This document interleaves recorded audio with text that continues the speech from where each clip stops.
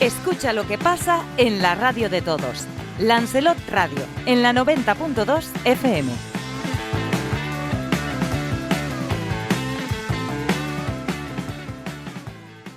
Muy buenas tardes, comienza el Café de Periodistas de hoy miércoles. Vamos rápidamente con los tertulianos. Don Carlos Isa, buenas tardes, ¿cómo estamos, don Carlos? Muy buenas tardes, muy bien. También está Erika Cerdeña, las voces de la mañana, ¿cómo estamos, Erika? Si no salgo a la calle, bien. Buenas tardes, Jorge. Bueno, la verdad es que hace un calor tremendo, ¿eh? El calor y la calima, y ya por segundo día consecutivo, yo siempre pienso cuando está este tiempo en las personas que tienen problemas respiratorios, porque las personas mayores o con patologías suelen cuidarse bastante, pero los problemas respiratorios, bueno, patologías, sí, asma y este tipo de cosas, pues si tienes que ir a trabajar, tienes que ir a trabajar, y te estás comiendo todo este polvo en suspensión, todos esos... Y la verdad que ha sido, la noche hubo tormentas eléctricas en el norte. La verdad que la mitad de la gente ni la vio, ni la vio.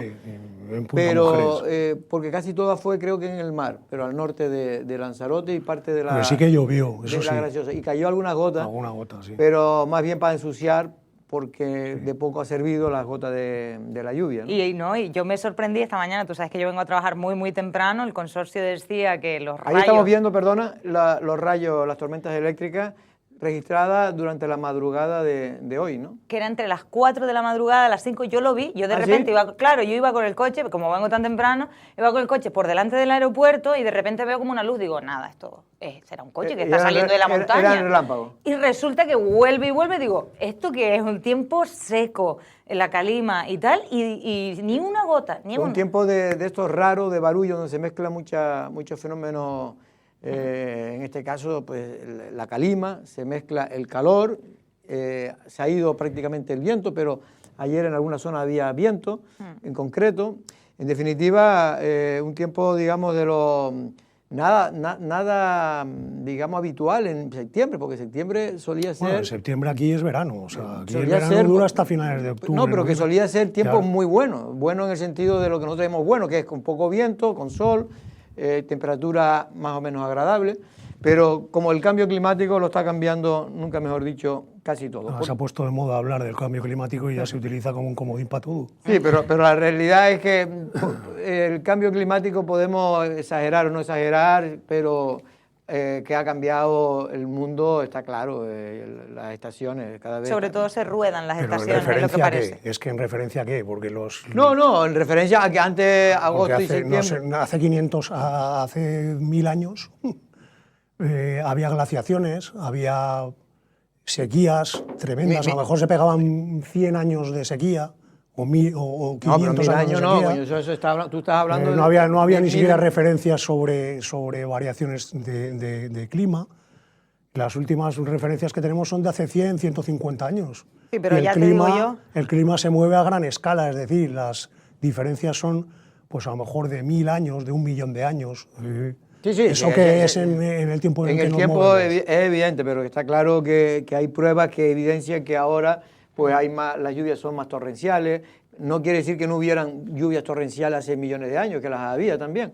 Pero bueno, por cierto, antes de entrar en materia, una noticia que ha llamado mucho la atención: la Policía Nacional y la Justicia están investigando a un cayuco, en este caso que apareció en el mes de agosto en Gran Canaria, pero por una especie de, en fin, que se cree que esto ha ocurrido en muchas otras ocasiones, que tiran a gente, que han tirado a gente al mar, pero no se sabe si es que hay gente que había muerto en la travesía o gente que realmente por cualquier cosa terminaron matándolo y finalmente tirándolo por la borda. Bueno, se ha abierto una investigación, creo que hay 19 detenidos. 19 detenidos que se supone que son los patrones o que estaban conchavados con los patrones, y por los testimonios de los que viajaban en la patera, creo que debió ser horroroso, sí. O sea, porque los testimonios son tremendos.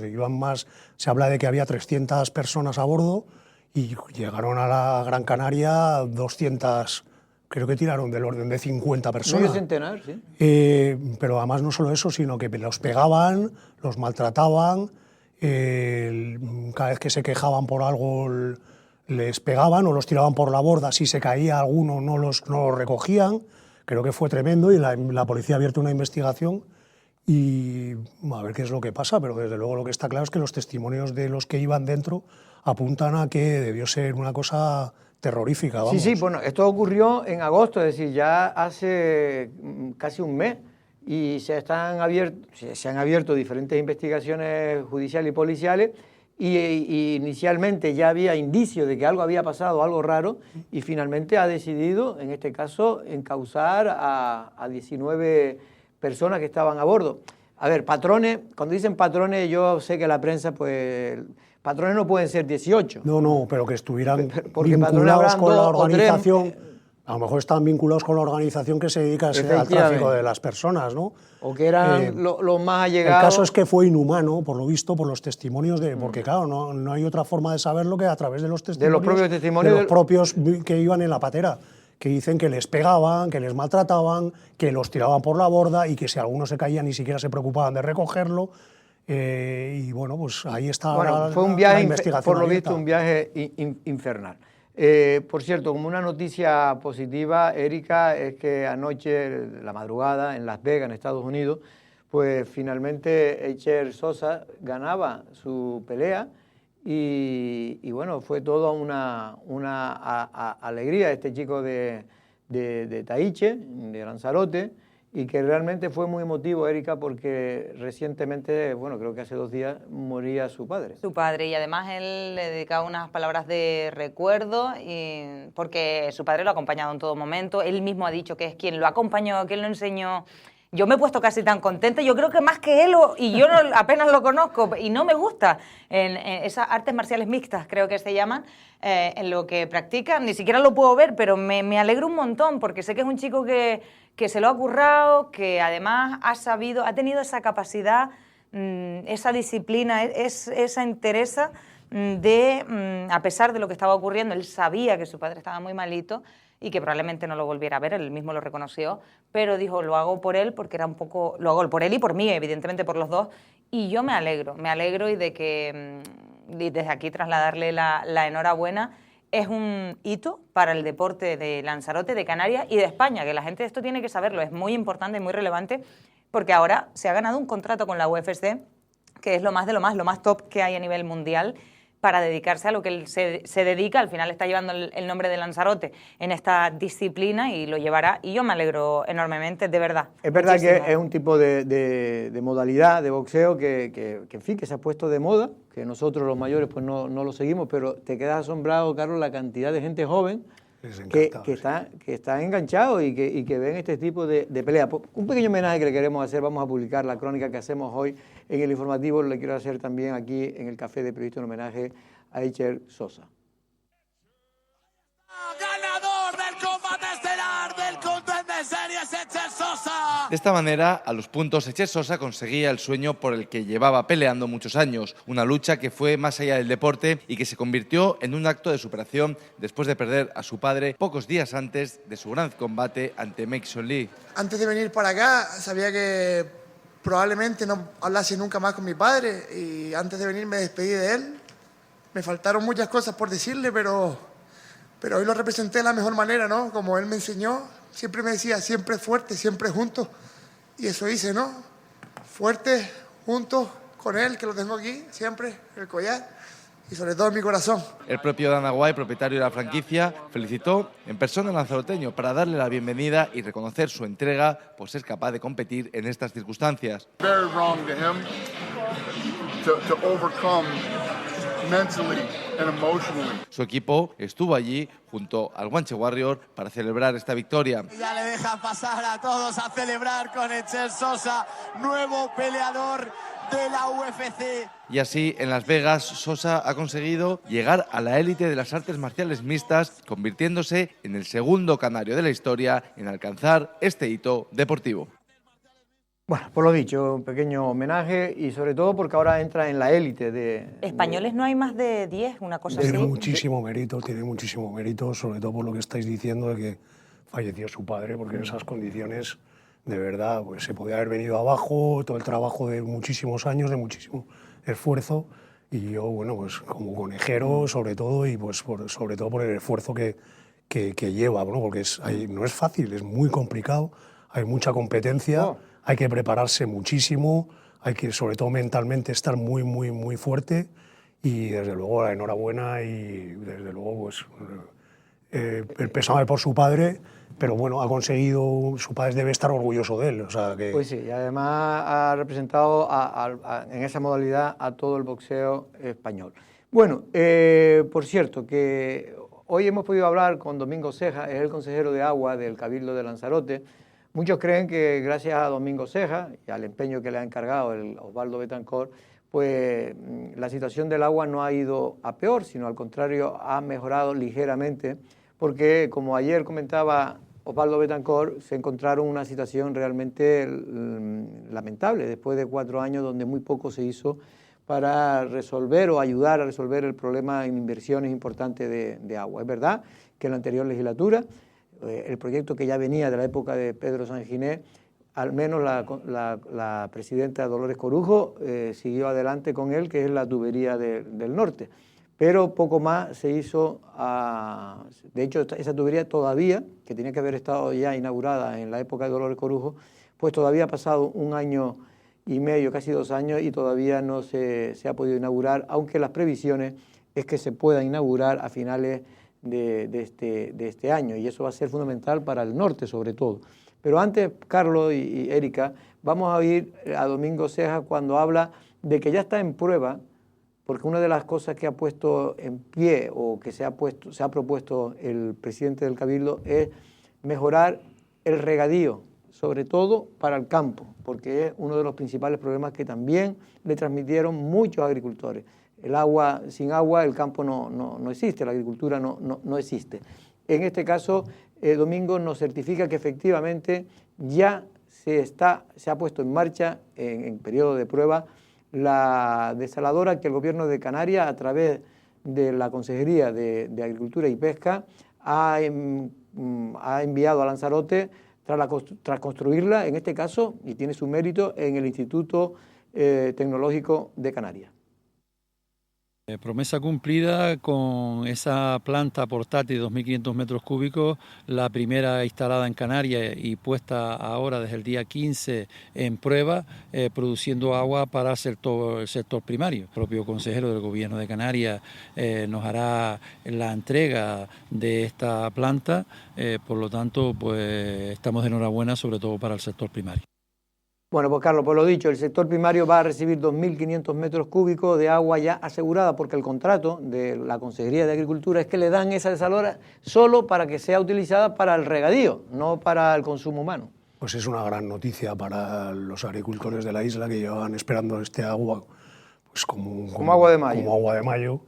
Desde luego la enhorabuena a Domingo Cejas. Domingo Cejas, yo lo conozco hace muchos años y es una de las personas más comprometidas con el trabajo silencioso, siempre en segunda fila, nunca se pone el primero, siempre se está detrás, pero calladito, despacio, en silencio, siempre trabajando, y claro, este tipo de cosas pues se consiguen a base de eso, de trabajo, de esfuerzo, de dedicación. Y aguantar muchas críticas, porque efectivamente... Muchas críticas, porque yo recuerdo también que el tema de la basura... Ni Superman lo soluciona, Carlos. Sí, el tema de la basura también, que fue un problema gravísimo en la isla. Sí. En la anterior legislatura no, la anterior con Pedro Sanginés, y levantó el tema, que además hubo los anteriores gestores del complejo lo hicieron francamente mal.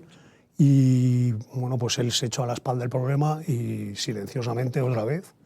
Y desde luego yo me alegro porque es una persona que es muy trabajadora y todo este tipo de cosas se consiguen a base de esfuerzo, de trabajo y trabajo silencioso. Y de estar encima del problema, porque ese es uno de los principales, para mí, de los principales problemas, valga la redundancia, que ha tenido Lanzarote en los últimos años. No solo ya un aspecto ideológico equivocado, sino que se aplicaba al tema tanto de la basura como del agua, sino también, en este caso, una dedicación para poder poco a poco sacando los temas. Esto no va a salir en 1 año, como bien decía ayer el presidente. Esto es un tema que el deterioro es tal que esto necesita 3, 4 años para empezar a ver la luz de manera clara en el tema del agua. Pero bueno, ya se están sentando las bases. A mí yo sí hay una cosa con la que no estoy de acuerdo, Carlos. O sea, estoy de acuerdo con todo lo que has dicho, pero no digas eso de silencioso porque después no me coge el teléfono cuando yo lo llame de la radio de las 11 de la mañana y me tiene que coger el teléfono. No, a él no le gusta, no le gusta y estar en primera línea. Yo, pero entonces él no prefiere lo el confirmes, trabajo. no se lo digas más, que entonces no me lo coge nunca más.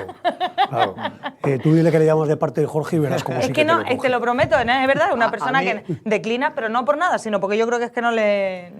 Él muchas veces se entera que hay corte de agua por mí, pero porque me llaman gente y entonces se lo digo y entonces ya él dice, coño, a veces le hago de medio de despertador.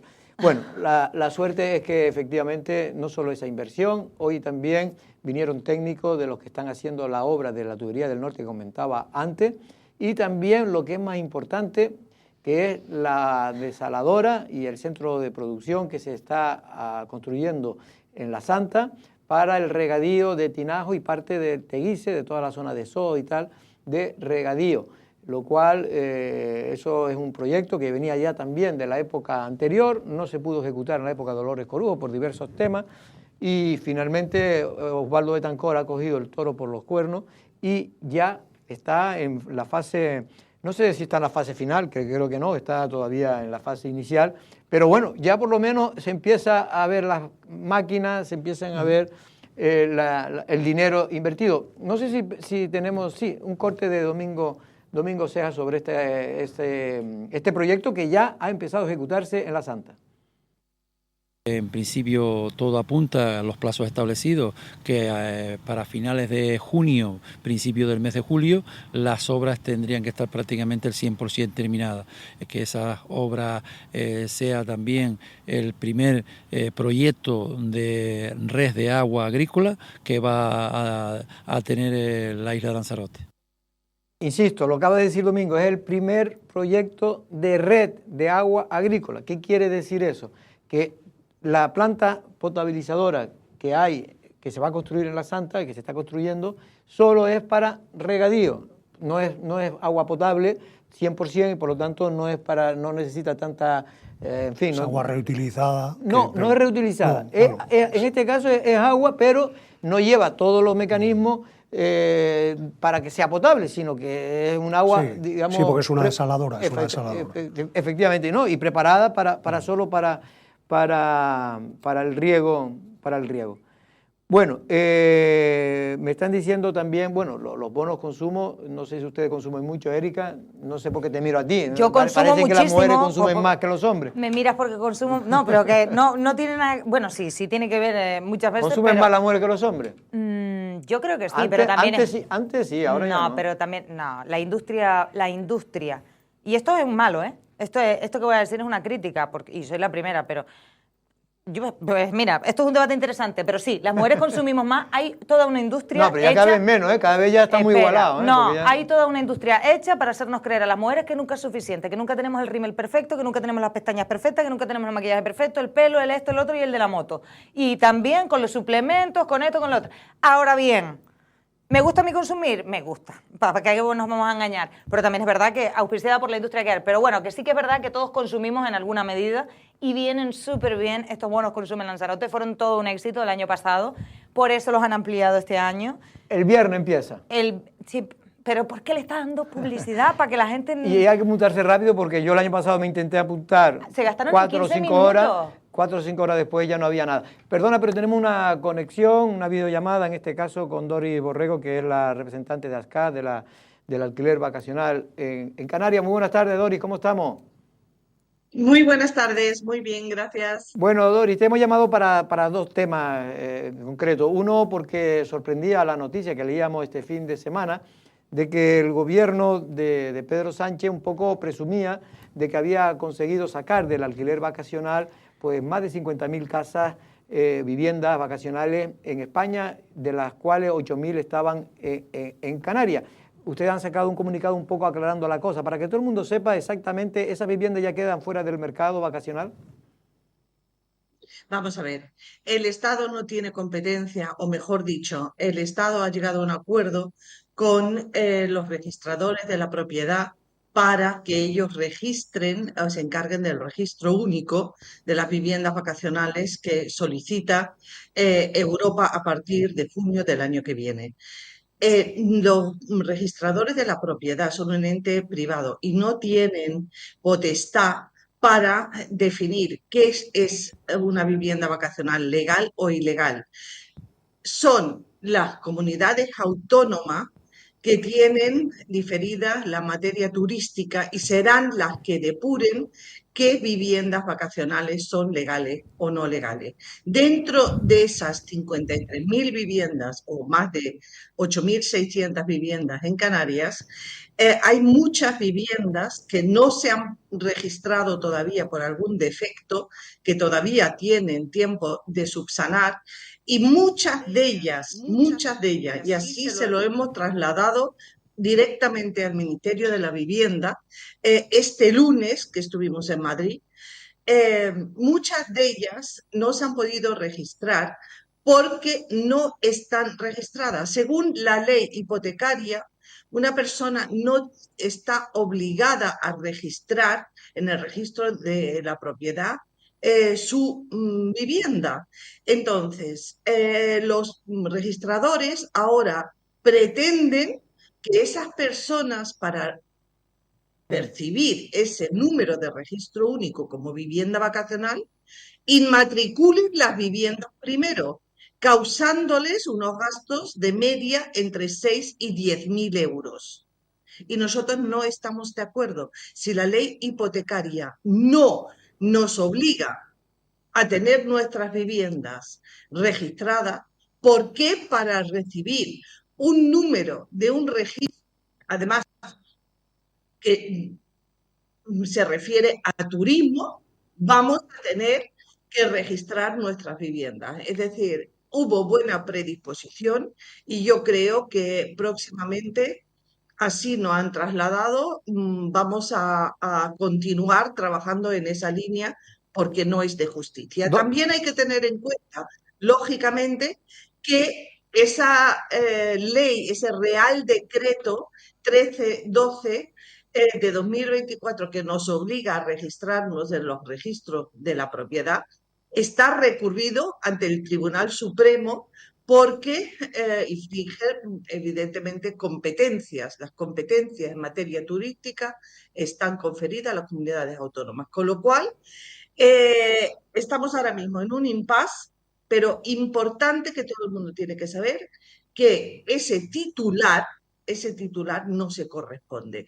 Que un registrador diga que la vivienda es ilegal, que no tiene el número de registro, o que se ha denegado el número de registro en el registro de la propiedad, no significa que sea ilegal. En ningún caso. Dori, pero ahora lo que mucha gente nos han llamado, gente que tienen precisamente que se han visto perjudicados por el registro único, porque no han llegado a tiempo, porque en fin, por una serie de circunstancias cada uno distintas, pero lo que me dicen es, ahora yo ya me han quitado de las plataformas habituales para poder promocionar esas viviendas, para poder publicitarlas. ¿Eso ya es verdad? ¿Ya eso han desaparecido de esas 8.000 viviendas? No, eso no es verdad.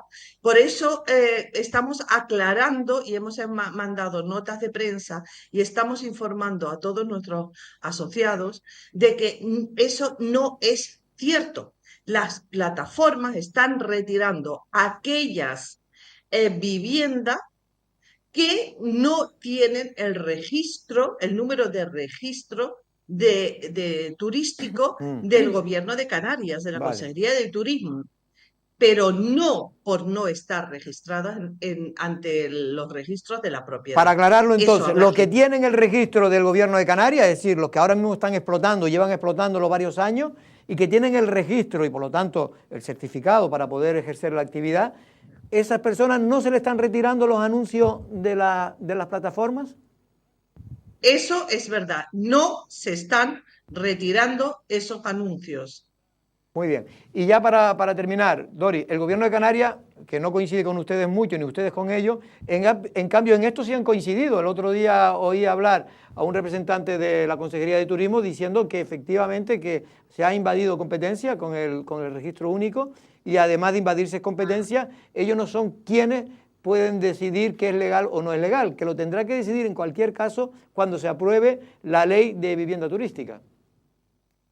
No solamente eso, sino que se tiene que pronunciar el Tribunal Supremo, porque como ya he dicho, ese Real Decreto que nos obliga a registrarnos en el registro de la propiedad está recurrido y será el Tribunal Supremo el que también tendrá la última palabra. Y para terminar ya, Dori, pues no te voy a quitar más tiempo, ¿cómo ves el tema de la ley? ¿Se ha mejorado algo? ¿Sabes algo? Porque está todavía en el Parlamento de Canarias, pero no se sabe incluso cuándo se va a empezar el debate real para empezar pues sí, para que se pueda aprobar definitivamente. Bueno, nosotros pues nosotros pedimos la participación ciudadana en el trámite parlamentario, se nos fue concedido, más de 9.000 alegaciones fueron presentadas, es decir, es casi un hito, ¿no?, que la sociedad participe tan activamente en una ley tan trascendental para estas islas y además con unas consecuencias nefastas para la economía de miles y miles de familias en Canarias. Y de momento se han presentado enmiendas por parte de los diferentes grupos de gobierno, pero no tenemos más información y vamos a ver qué es lo que pasa. Mucho nos tememos que lejos de mejorar la ley se va a poder incluso agravarlo con el pretexto de la falta de vivienda habitual en alquiler que hay en Canarias. Cuando el gobierno de Canarias sabe perfectamente que, según datos oficiales, hay más de 211.000 viviendas vacías en las islas. El problema de la falta de vivienda no es la vivienda vacacional, es la falta de seguridad jurídica que tienen los propietarios de vivienda para ponerlo en alquiler residencial. Por eso prefieren cerrar a cal y canto sus viviendas antes de ponerla en alquiler. Estamos hablando que si tan solo el 20% de esas 211.000 viviendas vacías y cerradas abrieran y las pusieran en alquiler, si tuvieran ese mínimo de seguridad jurídica que necesitan para volver a abrirlas, se acabaría con la emergencia habitacional y los problemas de vivienda en alquiler aquí en las islas. Pues Dori, de verdad que muchas gracias por siempre atender a este medio de comunicación y en general a todos los medios de comunicación de Canarias. Un abrazo. Muchísimas gracias por darnos voz. Un abrazo y buen día. Buen día. Bueno, Erika, déjame, sí, a mí, yo es que me he estado apuntando unas cosas que sí que me gustaría decir. Teniendo razón ella en que el tema vacacional no va a solucionar la emergencia habitacional que hay en Canarias, en el sentido de que ni van a volver inmediatamente, le falta seguridad jurídica. Estamos hablando de un montón de factores que hacen que no falta desde hace tiempo, vamos arrastrando una carencia de construcción de nueva vivienda. Teniendo esto claro, eso no quiere decir que no haya que regular una actividad económica que ha explotado exponencialmente, que es la vivienda vacacional. Ella de todas maneras, ella no dice que no haya que regularlo. Porque yo creo ella lo que dice es que la regulación que ha hecho el gobierno es contraria a los intereses de los pequeños y medianos propietarios de viviendas vacacionales. Eso es lo que ella viene... Para eso está lo que ella ha dicho, ¿no? Las alegaciones, y entiendo que por eso ese gran volumen de que yo ahí no me meto. Las alegaciones son de cada particular. Claro. Son mucha gente, porque claro, es que hay mucha gente dedicada al alquiler vacacional que se sienten perjudicados con la ley. Y que es una forma de redistribuir la riqueza, porque si tenemos en cuenta en manos de quiénes están las propiedades, pues bueno, pero... sí que es cierto que yo creo que necesita una regulación, puede no gustar, para eso están las alegaciones, para eso están los consensos. Y luego otra cosa, habla de que el Estado no tiene competencias en materia turística, efectivamente, pero sí tiene competencias en materia de vivienda. Es verdad que las comunidades autónomas son las que tienen que expandir el plan de vivienda estatal, entonces algo sí que tiene que hacer el Gobierno central para la vivienda, también el Gobierno de Canarias, que insisto, no creo que que el planteamiento sea correcto desde arriba, decir, como ya quitamos estas 53.000, que queda comprobado que no se quitan, pues ya arreglamos el problema de la vivienda, ¿no es cierto? A mí lo que me fastidia, y te pregunto, Carlos, es que el gobierno de España, bien, que haga esto del registro único, que en fin, que por lo visto hay una directiva de la comunidad europea que puede exigirlo, pero ya ha aclarado que está recurrida. y ya se verá en el Supremo si finalmente tienen derecho o no derecho a exigir, porque eso es duplicidad, porque ya el gobierno de Canarias tiene un registro, esa vivienda tiene un registro, ahora necesita otro, ¿no? Que esto de la burocracia. Pero bueno, vamos a suponer que eso fuera así, se vende como que con eso ya se resuelve el tema de la vivienda en España, y me da a mí que esto no se va a resolver ni en 1, ni en 2 años, ni en 3. Bueno, a mí me parece muy razonable todo lo que ha dicho esta señora.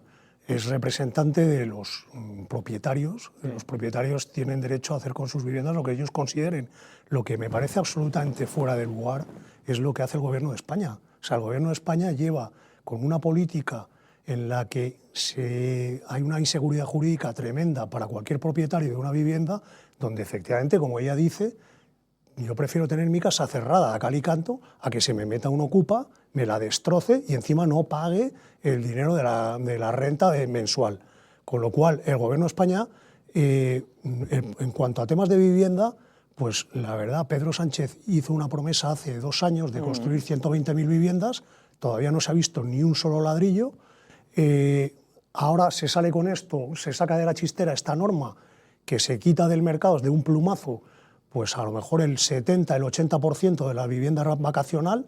Bueno, en Lanzarote. No, date cuenta que 50.000 Bueno, en España. Es en toda España. En toda España. En España se calcula que hay más de 500.000 de viviendas vacacionales. Bueno, pues se quita de un plumazo un porcentaje muy importante de vivienda vacacional, pero que no se la saltándose la ley turística de otras comunidades autónomas, pisoteando la ley turística de otras comunidades autónomas, porque las otras comunidades autónomas, como bien ha dicho, lo están regulando.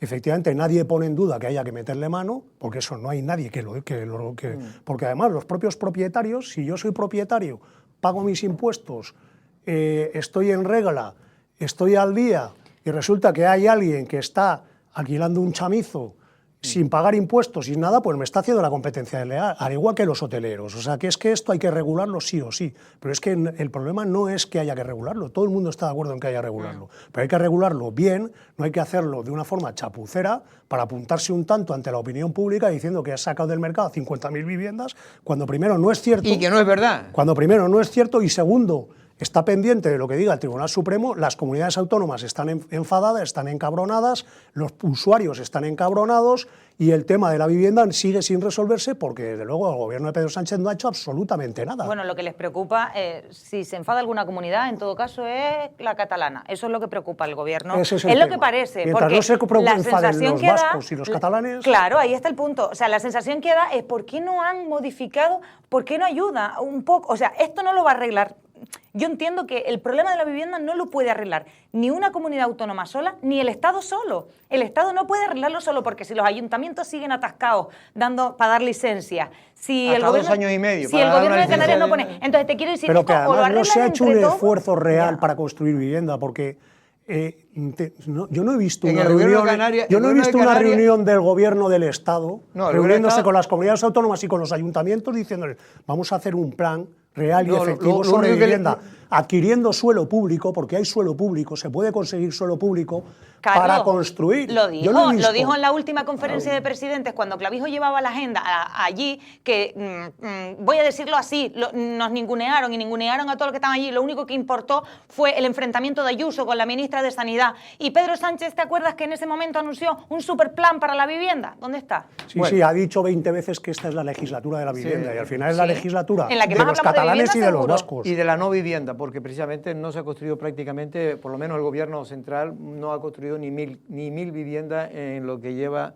de gobierno Pedro Sánchez y el Partido Socialista con Podemos. Lleva 8 años en el poder, que Sí, ya le ha dado tiempo a pero hacer bueno, alguna. pero vamos a suponer que fue a partir de que las promesas fueron para este mandato. Pero en cualquier caso, insisto, esto es un problema mucho más complicado.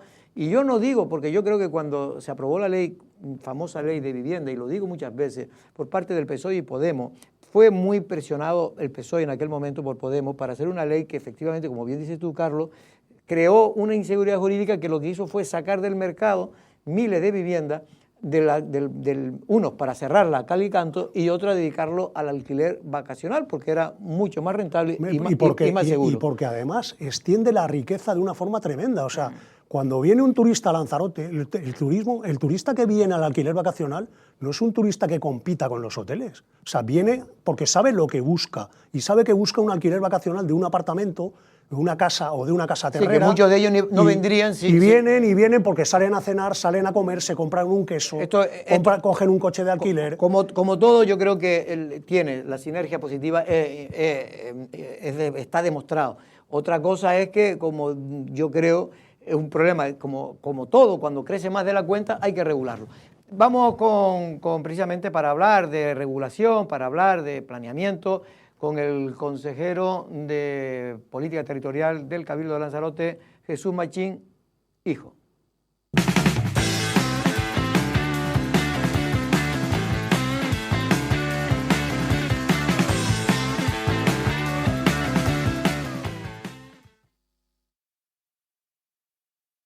¿Listo para abrir la puerta a tu nuevo hogar? En Caja 7 queremos ayudar a hacer realidad tu sueño con una hipoteca que se adapte a lo que necesitas. Comienza simulando tu financiación en cajasiete.com/hipotecas y visita nuestras oficinas para obtener una oferta personalizada sin compromiso. Caja 7, comprometidos con tus proyectos. ¿Tienes deudas y no puedes pagarlas? ¿Te encuentras en ASNEF? En Canarias Sin Deuda te ayudamos a solucionarlo. Nuestros expertos analizarán gratuitamente tu situación. Podrás empezar de cero a través de la ley de segunda oportunidad. Infórmate en canariasindeuda.com. Tu segunda oportunidad. ¿Necesitas una grúa? Clic Asistencia. Realiza los siguientes trabajos: traslado de flotas de vehículos, asistencia en carretera, transporte de motocicletas, turismos, vehículos industriales, maquinaria y embarcaciones. Presta el servicio en toda la isla 24 horas al día. Llama al teléfono 654-648-469. Clic Asistencia. ¿Te hace falta una grúa? Karim, el bebé ha dicho su primera palabra. ¿Qué? ¿Qué ha dicho? Tools. ¿Tools? ¿La ferretería de Recife? Esto es lo que pasa cuando estás todos los días hablando de Tools y sus promociones. Tampoco hablo tanto de sus ofertas. Mire. ¿Quién tiene las mejores ofertas? Tools. Bueno, vale, pero si el niño es listo, ¿qué culpa tengo yo de que hasta un niño sabe que las mejores ofertas están en Tools Lanzarote? Herramientas para la construcción o reformar tu hogar a un precio inmejorable. Tu solución es Tools, calle Iguazú 5. Compra el doble pagando solamente la mitad con tu tarjeta Consume Lanzarote desde el 19 de septiembre de 2025 hasta el 15 de noviembre de 2025 o hasta fin de existencias. ¿Cómo comprarlos? Entra en la web consumelanzarote.org. Recuerda que tienes hasta el 15 de noviembre para canjear tus tarjetas. Consulta condiciones consumidores. Cabildo de Lanzarote. FELAPYME. Sintonizas Lancelot Radio.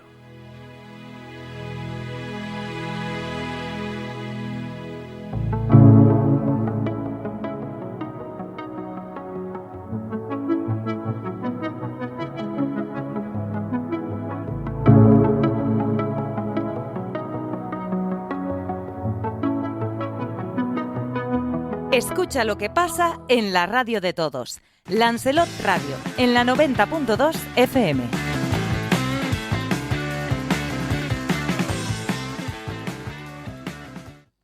Bueno, hacía tiempo que intentábamos hablar, porque fue este medio de comunicación que dio publicidad a lo que algunos consideraron, sobre todo en ambientes conservacionistas de la isla de Lanzarote, calificaron de disparate. En este caso se refería a la zona de aceleración de renovables que había fijado en consenso con el Cabildo de Lanzarote el gobierno de Canarias, concretamente la Consejería de Política de Transición Ecológica. Vamos a hablar con Jesús Machín, que es el consejero de Política Territorial del Cabildo de Lanzarote, a ver si eso es verdad o eso es mentira. Don Jesús Machín, buenas tardes. Bueno, si empezamos así... Buenas tardes, buenas tardes. No, porque lo que acusan es que ustedes quieren, los más extremados conservacionistas, dicen que ustedes quieren llenar de molinos y de placas fotovoltaicas toda Lanzarote, y en favor de los grandes propietarios. Bueno, primero no creo que me puedan acusar de nada porque todavía no se ha aprobado nada. Me gusta que haya debate, que haya un poquito de diferentes opiniones, porque creo que de las diferentes opiniones podemos sacar un consenso que es lo que se requiere. Lo único que se ha aprobado es un protocolo de actuación. ¿Qué conlleva ese protocolo de actuación? Es una serie de intenciones, absolutamente nada más. ¿Por qué? Porque si esas personas ecologistas tienen un poquito de conocimiento de materia urbanística y de planificación del territorio, toda herramienta de planificación conlleva dos cuestiones fundamentales para que sea útil y hábil.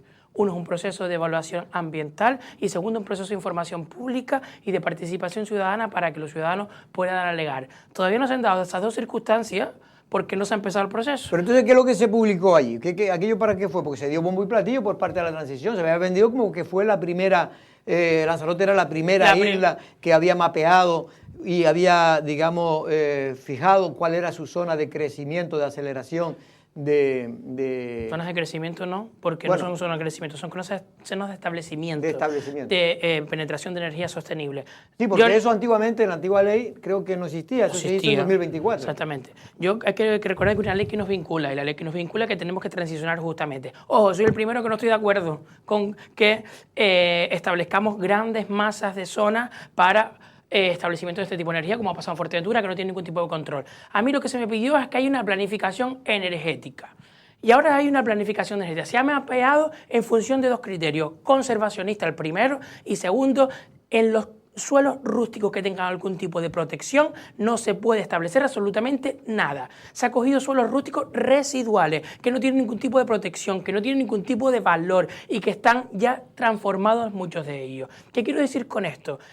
El mapa que sacó el gobierno de Canarias, equivocado, un error garrafal y que no entiendo que después de 7 modificaciones que hemos hecho nosotros bajando el porcentaje dedicado a estos tipos de zonas, me cometa un error en el primer mapa que vierte. Ya están de acuerdo la Oficina del Gobierno de Canarias con la mía de política territorial para la modificación de ese mapa, porque es verdad que está el mapa, que es bueno, que está consensuado y que es menos del 1% el que se va a dedicar a este tipo de zonas. Vuelvo y repito, no va a haber ninguna zona que esté de protección agraria para agricultura y ganadería que se vaya a destinar a esto. Son suelos residuales. ¿Qué quiero decir residuales? Que no tienen protección, que no tienen ningún tipo de valor, que no tienen absolutamente nada, pero que tenemos que poner alguna zona. Pero Jesús, yo no sé si usted ha hablado con el señor Zapata, que es el consejero de Transición Ecológica, pero ayer, a preguntas de Marcos Vergá, parlamentario del Partido Socialista, contestaba, no daba con claridad, no decía con claridad si efectivamente había o no una equivocación en lo que se ha publicado en el BOC. Es decir, los criterios, como el resto de islas, para la delimitación de los suelos se han basado en un proceso técnico, ambiental y territorial riguroso, que combina la protección de los valores naturales con la necesidad de avanzar hacia la transición energética. Entiendo que el mismo objetivo que tendrá usted de avanzar hacia la transición energética con energías renovables, porque parece, vista su intervención, que no apuestan por las energías renovables, o espero que sí. Proceso que hemos tratado en más de una ocasión también en esta comisión y hemos analizado, creo que a razón de diferentes preguntas y comparecencias como lo de hoy. Vuelvo a decir, se establecieron criterios de exclusión ambiental, quedaron fuera espacios de Red Natura 2000, parques nacionales, hábitats sensibles, y a partir de ahí también las áreas agrícolas, con informes de la Consejería de Agricultura, y se descartaron cuya preservación resultaba prioritaria. Además, se aplican criterios técnicos y de planeamiento pues, vinculados a las servidumbres aeronáuticas, las limitaciones fijadas por la Ordenanza Provisional Insular de Lanzarote y los diferentes planes generales de ordenación de cada uno de los municipios. Y además creo que el consenso institucional trabajado con el Cabildo, competente en la política territorial de cada una de las islas, los competentes son los cabildos insulares, además de la Reserva de la Biosfera, y hemos escuchado al tejido empresarial y social de la isla. Y además ha habido una publicación donde quien ha querido participar ha participado también. Una pena que no nos leamos el boletín en cada una de las administraciones, en este caso los ayuntamientos, y parece que solo leemos la prensa. Bueno, creo que en alguna parte de la intervención aclara, porque a pregunta de Marco, creo que aclara que dice que efectivamente que se van a poner de acuerdo para ver si hay coincidencia o no en el documento publicado. Bueno, yo ya he hablado con la viceconsejera, he hablado con los técnicos, con Paloma y con Gustavo, que se los puedo nombrar perfectamente, en los que asumen su error, asumen que no es el documento que tenían que haber subido. Volvemos al principio del proceso, volvemos a subir los documentos, el protocolo, más los mapas que sí estaban habilitados por la Oficina de Política Territorial, porque él puede decir misa, pero el que tiene la competencia en este caso es la Consejería de Política Territorial, lo digo que por ende en este tiempo la estoy liderando yo. Y nosotros hicimos 7 correcciones al documento, 7. Ellos quisieron firmarlo en marzo y yo no lo firmé hasta julio. ¿Por qué? Porque yo bajé mucho la graduación del el territorio que estaba dedicado. Porque pusimos la capa de agricultura y me eliminé un montón de territorios que no quería porque quiero el desarrollo agrícola en lugar del desarrollo energético en esos suelos. Vuelvo y repito, incluso más del 50% son suelos condicionados. ¿A qué me refiero con suelos condicionados? Muchos suelos no se van a poder desarrollar. ¿Por qué? Porque están en zonas conflictivas, porque tienen que pasar para llegar a los sistemas de evacuación y de transformación, no llegan. Son suelos que están condicionados al sitio donde están, no se van a poder desarrollar. ¿Qué es lo que yo quiero? Cuanto menos se desarrolle el suelo en este sentido, bien, que se puede desarrollar algo incluso públicamente, no de forma privada, pues entonces eso es lo que le doy celeridad. Consejero, buenas tardes, que estoy deseando hacerles muchas preguntas, y perdóname Carlos, que a ver, para tranquilidad mía y de quien nos está viendo, egoísta soy un poco. No, es algo que han puesto sobre la mesa también desde la parte más activista, pero que es lógico que preocupe. A mí me gustaría saber cuáles son las intenciones del Cabildo de Lanzarote referente a la futura explotación de la energía renovable. Quiero decir, ¿qué porcentaje de las renovables va a gestionar el Cabildo de forma directa, indirecta, mixta? Me da igual, o sea, me gustaría saber cuál es la intención o cuáles son las posibilidades, porque una de las principales preocupaciones es que, y lo expresaba aquí, por ejemplo, Pedro Hernández, era que se le entregue a los oligopolios, como dice él. A mí mi preocupación básicamente es que a lo mejor podemos sacar algo desde la parte pública, mixta, no entregárselo y que tomen las decisiones otros, porque ya vemos, por ejemplo, que AENA toma decisiones y nosotros no somos nada. Entonces, sería interesante que tuviéramos esa participación. Me hubiese gustado que Pedro me llamara a mí en algún momento para poder intercambiar opiniones. No he tenido esa suerte, la verdad. Lo único que digo es que yo creo que el andar se demuestra caminando.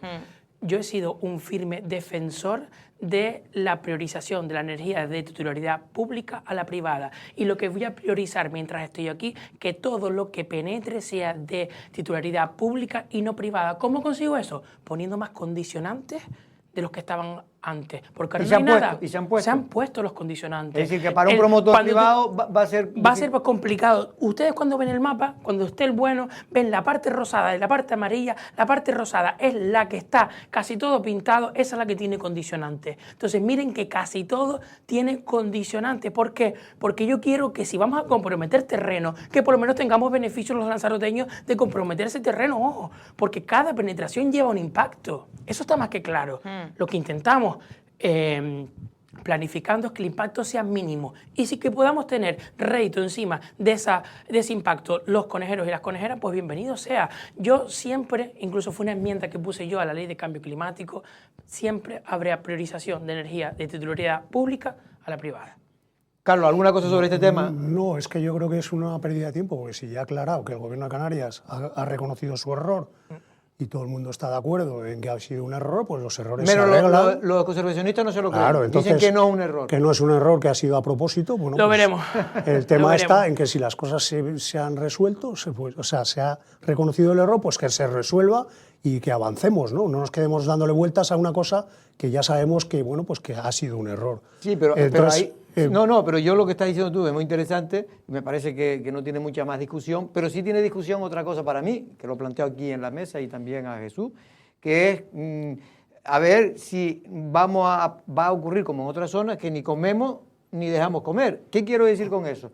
Que hay una directiva de la Unión Europea que compromete al territorio español a tener una serie de implantación de energías renovables y de penetración en nuestro sistema energético. Y eso hay que cumplirlo. Y nosotros tenemos la agenda 2030 que tenemos que cumplir. Yo veo que esto es una opinión personal y particular, que nos estamos volviendo locos con las energías renovables. Opino lo mismo, completamente. Y al final, ni una cosa ni la otra. O sea, y además la energía renovable es buena, pero también tiene sus cosas malas. O sea, que es que en esta vida lo que hay que hacer es un poco compensar y equilibrio, ¿no? A ver, yo lo que no puedo entender es que ahora no tenemos nada, ¿no? O sea, tenemos menos protección, tenemos menos seguridad y estamos más expuestos sin planificación que con planificación. O sea, a mí lo que se me inculcó, incluso usted, don Jorge Gol, me dijo muchas veces en esta mesa que cuando iba a llegar la planificación energética, porque podemos saber dónde sí, dónde no, van a tener los ciudadanos posibilidad de alegar, va a haber un trámite ambiental. Si a mí me tienen loco los conservacionistas porque defiendo una cosa y después cuando estoy defendiéndolo me critican, digo, pero no quería una planificación. Y cuando nunca ha habido un control así, es decir, un celo tan importante a la hora de establecer las zonas como el que hay ahora. O sea, ahora tú no puedes poner una zona donde a ti te dé la gana. Exactamente. O sea, hay un control no solo del gobierno español, sino también de Europa, que no te permite hacerlo en un... tiene que ser zonas residuales, montar un parque eólico en una zona agraria, pues es absurdo, o montarlo en el parque de Timanfaya. O sea, son cosas que ahora mismo hay un control tan absoluto que ponerse de esa manera pero en fin... De hecho, la prueba es que en Lanzarote no se ha puesto nada. Yo le propuse al gobierno canario incluso, mire, ¿por qué ya si está sacrificado el terreno en los valles, por ejemplo? En lugar de poner 8 molinos, ponemos 3 que son de última generación, más grandes, y que ocupamos menos territorio. Y me dijo, no, es que eso es una zona agraria y ya no se va a poder poner más. Es decir, que allí ya no se puede poner más. Además impacta... Pero quitando los que están... Además, cuando se quiten los que están, sí probablemente... sí se puedan poner. No, tampoco. Es una zona dedicada a la agricultura. Es decir, que desaparece esa zona. O sea, lo que me refiero es que yo le puse esa posibilidad porque ya hay un impacto, estamos acostumbrados a verlos ahí, no nos va a sonar raro, son mucho menos molinos porque son de más generación, más nuevos, más modernos y tal. Están en consulta mirándolo, pero lo que me dijeron es una zona reservada para agraria. Y yo sí que lo que no quiero es quitar suelo dedicado a la agricultura y al sector primario para ponerlo de fotovoltaica y eólica. Eso sí que me niego por todos lados. Es decir, que entonces podría desaparecer el Parque de los Valles. No estoy diciendo eso, entiéndeme lo que digo. No, digo reponerlo. Poner molinos más modernos, más sofisticados. Es lo que me parece a mí con sentido común, pero usted me está diciendo que el gobierno no lo ve así. No, el gobierno lo que me dijo que tenía que determinar si se podía en esa zona o no se podía, que no me lo podía decir de primera porque puede tener unos condicionantes que él no sabe. Porque yo le decía, es mucho más fácil. Ya tenía la noticia. Va a desaparecer el parque. Madre mía. Consejero, pero estando totalmente de acuerdo con usted, que no quiere consumir, por ejemplo, terreno, eso es importantísimo, el terreno agrario, porque si queremos tirar para adelante con eso. Pero otra de las cuestiones que se plantean y que yo me planteo especialmente, que está muy bien la planificación, porque es verdad, si no existe una planificación, aquí todo el mundo puede hacer lo que quiera. Por cierto, van a conseguir cambiar el motor sé que esto no es de usted, pero el motor que está en Timanfaya, porque esa siempre les va a quedar a todos los gobiernos. No, están intentando, la verdad que está bastante avanzado. Pues. ¿Para quitarlo? A ver si tenemos buenas noticias. ¿Y poner un molino o qué? Eso se lo pregunta usted al consejero de Medio Ambiente. Esto se lo quería meter yo.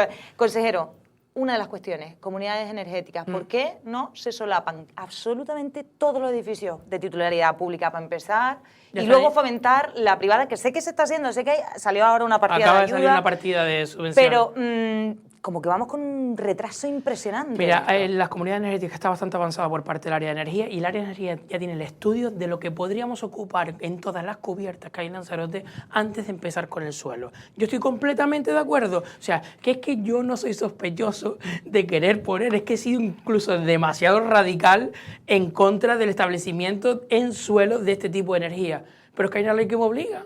Y es que tengo que planificar, porque si no viene el gobierno de Canarias, si tú no planificas, te pongo un 6B y tú no tienes ni que opinar. 6B es que por interés general pueden ponerlo y expropiar eso. Donde quiera, que es lo que pretendían hacer y nos posicionamos en contra en Matcher, por ejemplo, que era encima del lado de las casas. Pero también se opusieron aquí, en la zona que a mí no me parece me parecía adecuada, que es una zona ya antropizada como es la de La Caleta. En la zona querían poner un parque de... Pero ese tiene un problema con el suelo, no es lo mismo, exactamente. No es lo mismo, exactamente.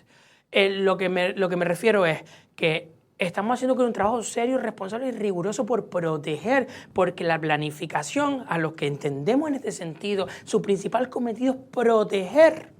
Porque sin planeamiento no tenemos ninguna salvaguarda, no tenemos ninguna herramienta jurídica para poder proteger el territorio. ¿Por qué? Porque si yo no transiciono energéticamente, me van a decir, usted no ha hecho su trabajo, tenemos que transicionar, me planto un 6B y yo no puedo hacer absolutamente nada. Porque el 6B lo que requiere es, por interés general, te suspendo tu planeamiento y me da igual lo que tú digas. Entonces, para que no me hagan eso, hago mi trabajo de seleccionar los terrenos que tienen menos posibilidades, menos protección, menos nada.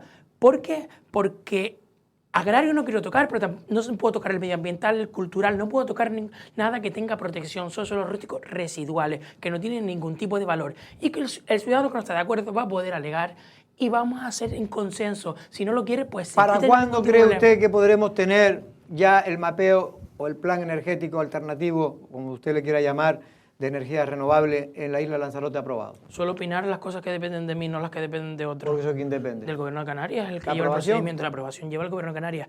La zona de aceleración de renovables es una competencia del Gobierno de Canarias. Pero... pues yo entendía que era... ¿Esto se saca en exposición pública o ya fue? Sí, no. Esto vuelve a tener una exposición pública después de que se saca el trámite ambiental. Todo procedimiento de planeamiento que conlleve una aprobación definitiva antes lleva un trámite de información pública para que los ciudadanos puedan alegar. El trámite siempre va después del documento ambiental. Es decir, primero se aprueba el mapeo de manera inicial y luego va a exposición pública. Y para que se pueda modificar todo lo que se quiera modificar, no hay ningún tipo de problema. Ojo, es una isla con una protección bastante contundente.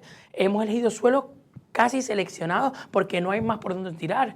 Y lo que me refiero es que se va a poder modificar, siempre todo es modificable, y en planeamiento se pueden modificar muchísimas cosas, pero que no tenemos mucho para dónde correr. Y otra cosa que le critican es que querían dedicar el 3,75% de la superficie de toda Lanzarote. Eso está mal, Jorge.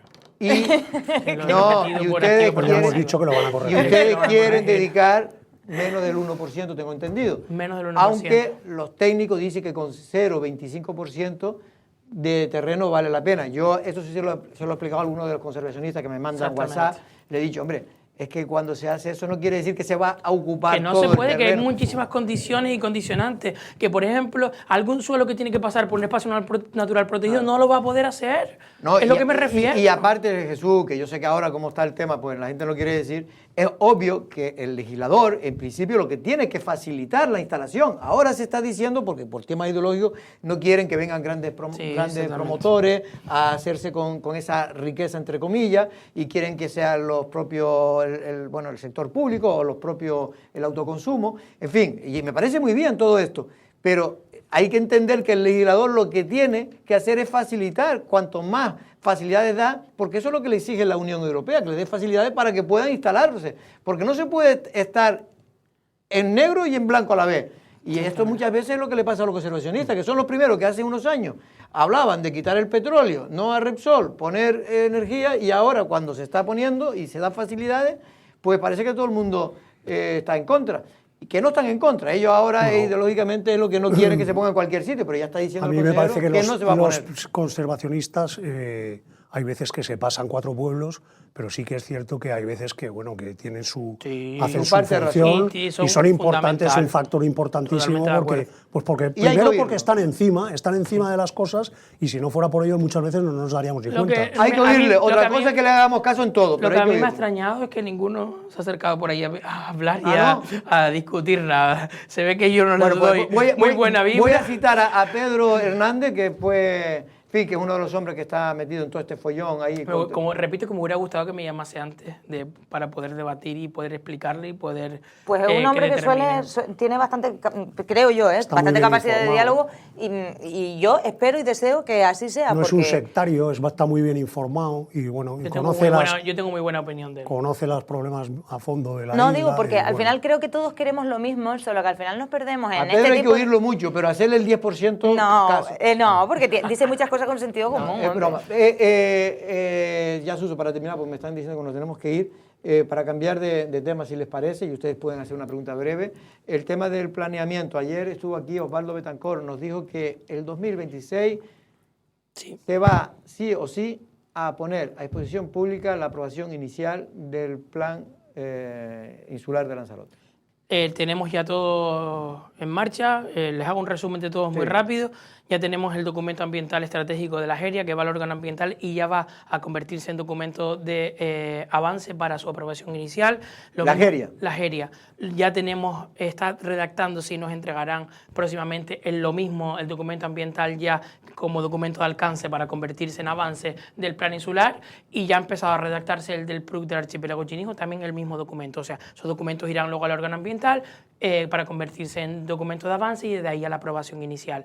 Ya tenemos, solo nos falta un documento de defensa para la aprobación definitiva del POR de los volcanes, con lo que ya solucionamos una parte de YAISA, el centro de salud, el campo de fútbol, y ya está redactándose el PRUC para el borrador, y las dos ordenanzas ya tenemos, la de renovables, que es para el documento de planificación nuestro exacto, y también la de camping y acampada. Creo que vamos por buen camino. Si quieren, rápido, me quedan 2 minutos. No, si hay consenso para la aprobación de esos documentos, porque yo creo que ya va siendo hora. Lanzarote lleva casi 30 años sin plan insular. El tema el tema del archipiélago Chinijo creo que lleva otros 30 años con unas normas subsidiarias de TIS, donde los vecinos no pueden hacer absolutamente nada, donde no se puede desarrollar absolutamente nada.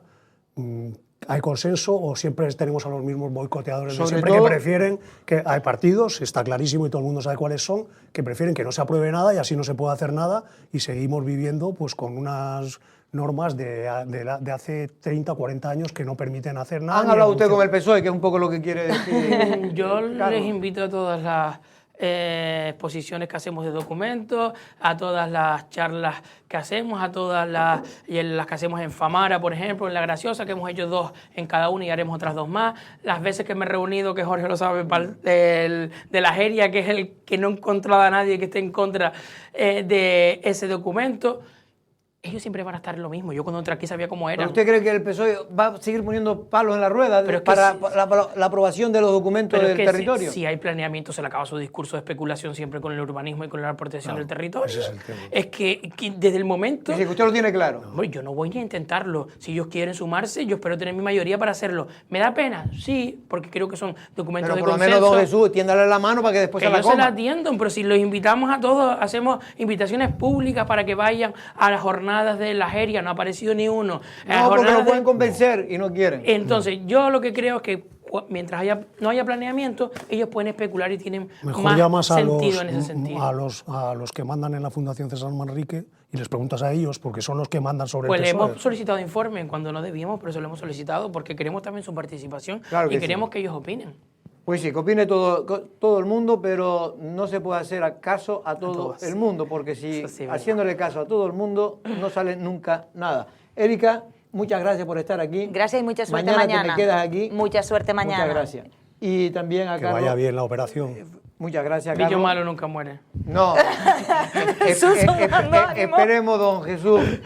Muchas gracias por estar aquí, Jesús. Muchas gracias y a usted aclarar con esa vehemencia que usted suele poner, pero a veces hace falta, porque muchas veces se es injusto, ¿no? Porque hay gente si no se hacen las cosas, ¿por qué no se hacen? Y cuando se hacen, porque las hacen mal. Y yo creo que hay un término medio y hay que intentar consensuar las cosas lo máximo que se pueda, pero sobre todo lo que hay que hacer en esta isla es sacar ya documentos, sacar proyectos, porque muchas veces se quedan en la nada después de tanto discutir. El esfuerzo inútil muchas veces produce melancolía. Nosotros volvemos mañana a la misma hora. Buenas tardes.